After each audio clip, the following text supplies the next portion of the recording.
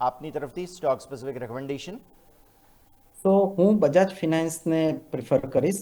Bajaj finance એક consumer landing, SME landing, rural commercial landing બધામાં જ ઇન્વોલ્વ છે. અને આ સ્ટોક્સ મને એટલા માટે પસંદ છે કે એનું ગ્રોસ એનપીએ 1%થી ઓછું છે, નેટ એનપીએ 0.5%થી ઓછું છે, અને એનું અર્બનમાં લગભગ 40-45% જેવું એયુએમ છે, રૂરલમાં 10% જેવું છે, એસએમઈમાં 20% જેવું છે, કોમર્શિયલ્સમાં 15-20%ની આસપાસ છે. એટલે મતલબ બધી સાઈડ એનું ડાયવર્સિફાઈડ છે.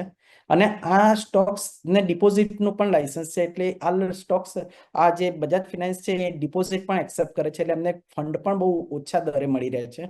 અને તમે જોવા જાઓ તો આમનો પ્રોફિટ તમે જુઓ તો છેલ્લા 5 વર્ષની અંદર એ 26%ના દરેથી અને છેલ્લા 3 વર્ષમાં 33%ના દરેથી વધ્યું છે.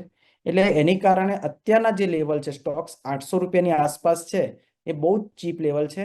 ઇન્ટરમીડિયેટ જો તમે 6 મહિનાનું ટાર્ગેટ રાખો તો 1100 રૂપિયા, પરંતુ જો તમે 2 થી 3 વર્ષ રાખવા માંગતા હોય તો સ્ટોક્સ 2500 રૂપિયા સુધી પણ જઈ શકે છે.